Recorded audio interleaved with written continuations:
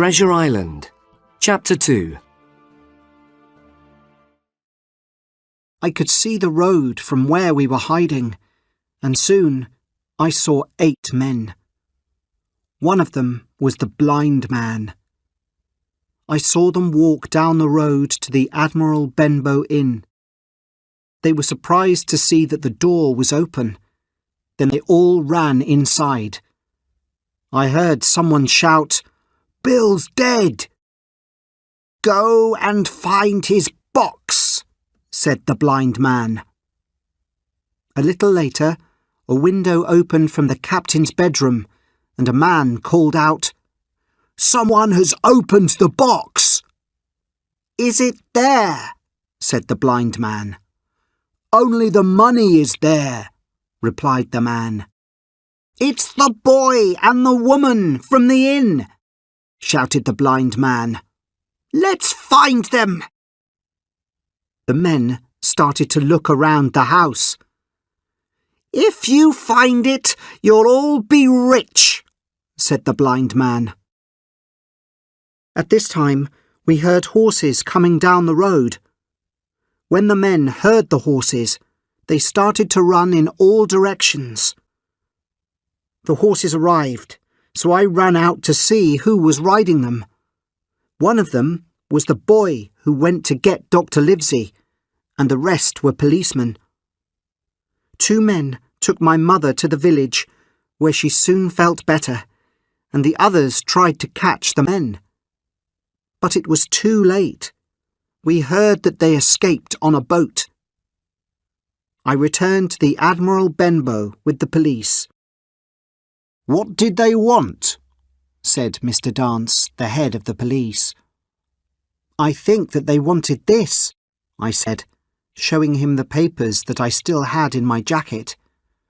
"I'd like to take them to Dr. Livesey." "That's a good idea," said Mr. Dance. "He's a magistrate as well as a doctor. He'll know what to do. I'll come with you." We found that Dr. Livesey was not at home, but was eating at the house of Mr. Trelawney, an important rich man. Mr. Trelawney asked us into his house. I showed Mr. Trelawney and Dr. Livesey the papers that the captain had in his box. "I think this might be a clue as to where Flint buried his treasure," said Dr. Livesey. "That is why those men were not interested in money," agreed Mr. Trelawney.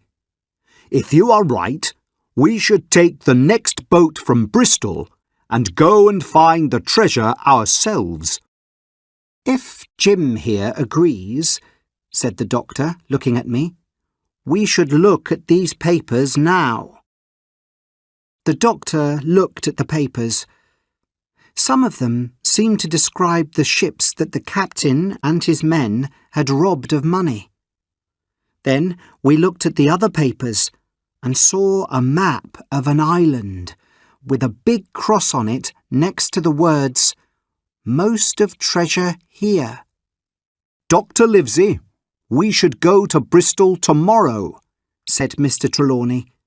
"In a few days we'll find the best ship in England. Jim Hawkins here can come as our ship's boy. You can be the ship's doctor." "I agree," said the doctor. "But those men who tried to find the map will now be looking for us.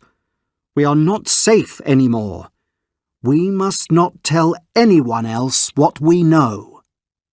It took us longer than we thought to be ready to leave England.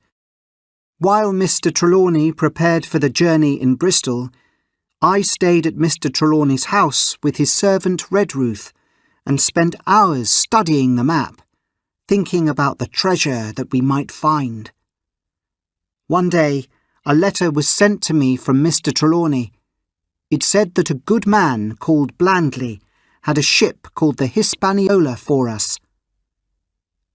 Trelawney said that he had found a crew ready to work on it.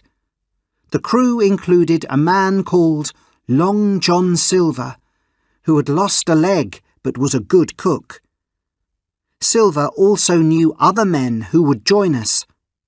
Trelawney said that everyone was excited by the thought of the treasure. I was surprised by this, as I thought we had to keep the news of the treasure a secret. I was very excited by the thought of the journey, and I went to say goodbye to my mother at the Admiral Benbow Inn. I was very sad to leave her the next day, when I travelled to Bristol with Redruth.